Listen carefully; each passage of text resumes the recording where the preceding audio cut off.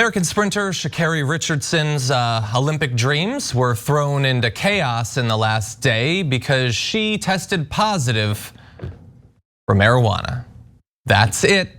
That's apparently all it takes. Now, she had won the women's 100-meter race at the US Track and Field Trials in Oregon last month, but her positive test for marijuana, just want to repeat that, automatically invalidated her result in that marquee event. It has also resulted in her accepting a suspension for 1 month starting on June 28th.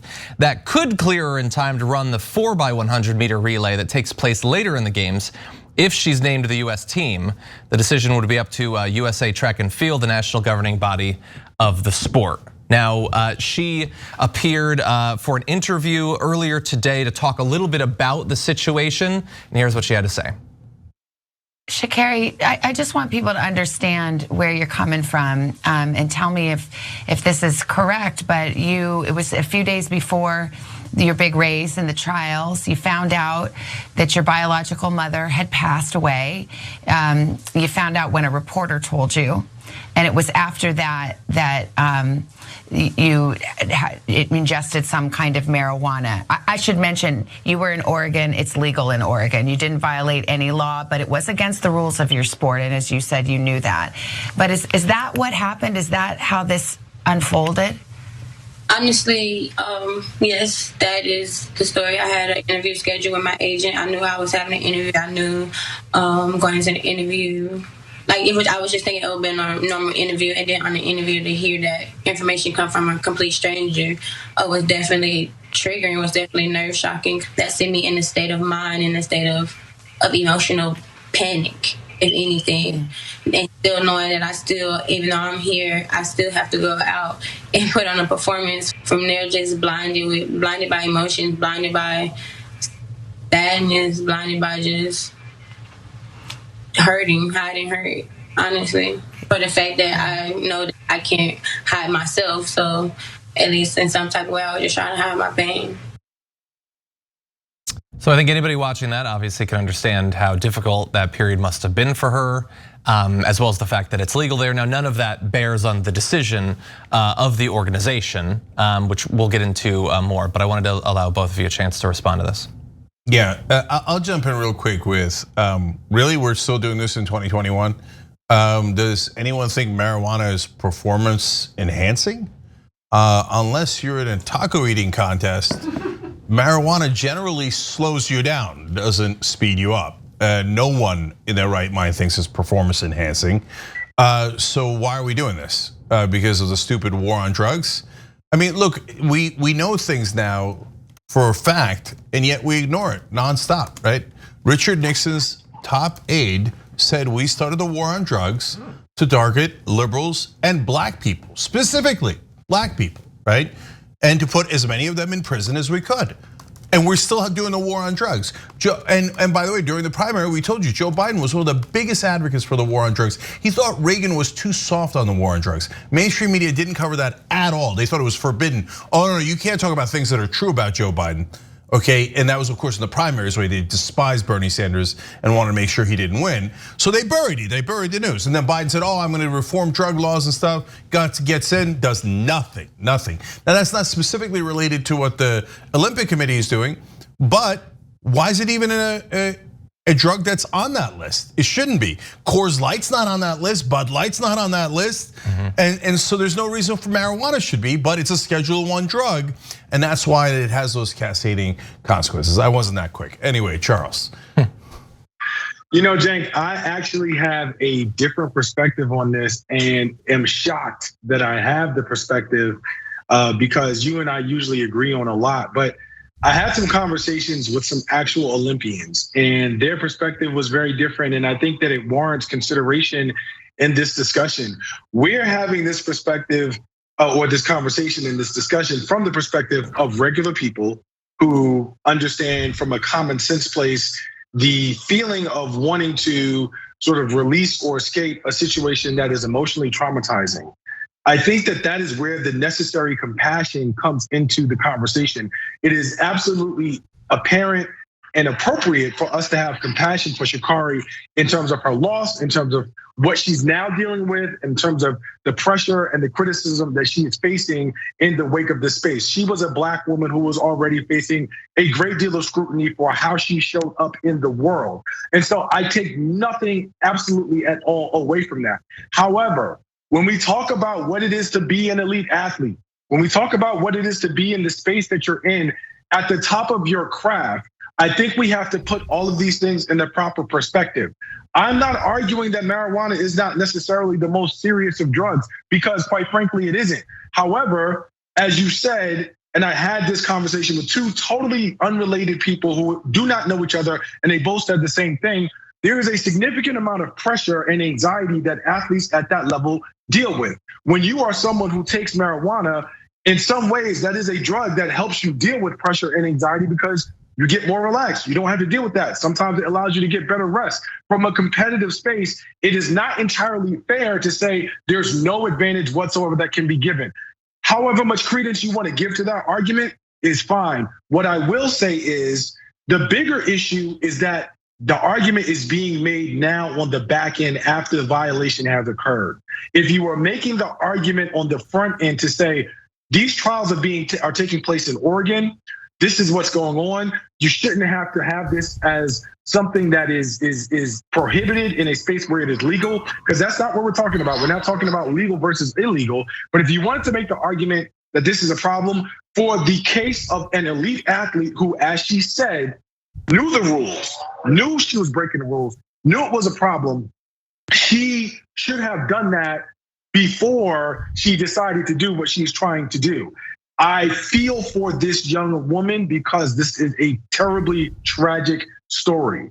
I absolutely think that the IOC as well as USA Track and Field should allow her to run. However, I can't argue about the idea that she's being held accountable for breaking a rule that she knew she broke. To put it in perspective, you're in Oregon where it is legal to smoke marijuana, it's legal to have cough syrup.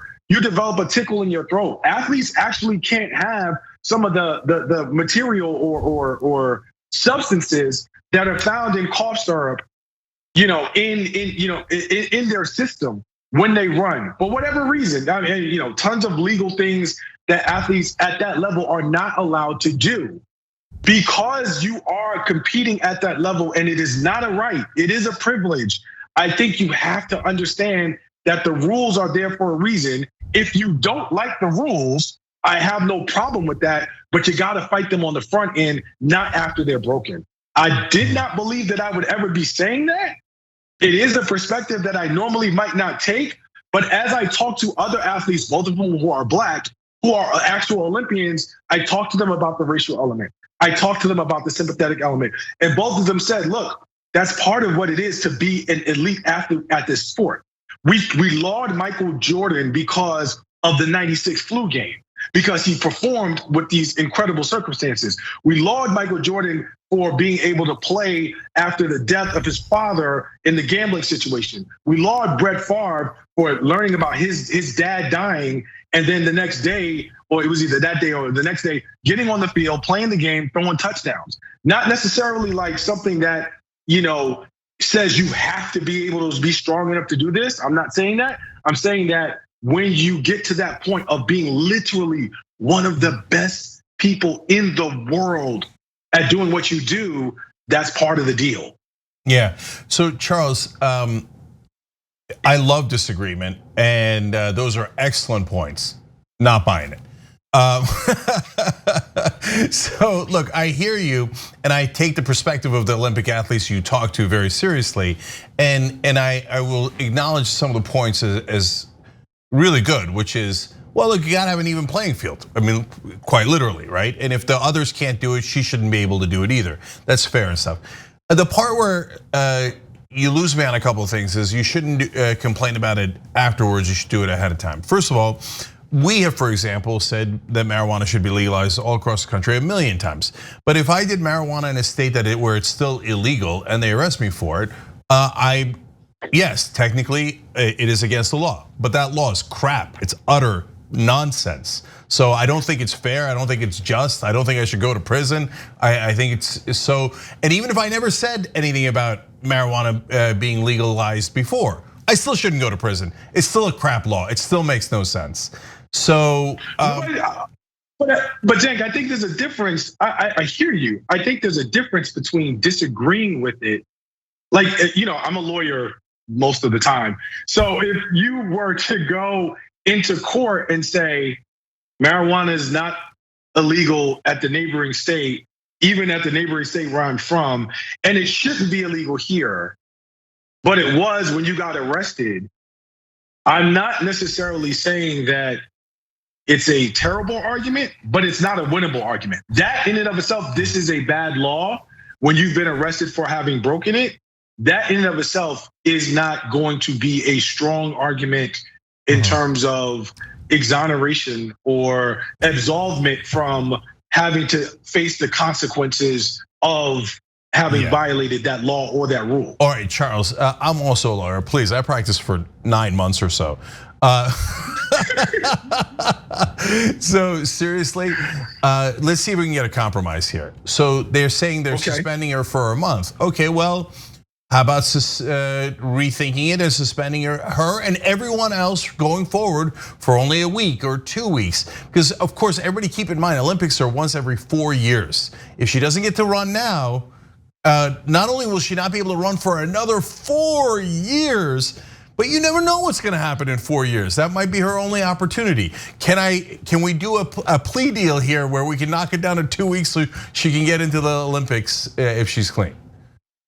Cenk, as a former prosecutor, I'm usually the one who offers the plea deals, but you and I are absolutely on the same page. This should not result in a death knell for this young woman's career because of a decision that she made in the space of being very emotional. I would 100% agree with that. So from what I understand, the big question in terms of her Olympic future is actually not just as simple as USA Track and Field deciding whether they're going to send her name to Tokyo. It's also whether Tokyo is going to be able to, or the International Olympic Committee, whether they are actually going to agree to process her as an Olympian so that she can get her credentials when her suspension is over.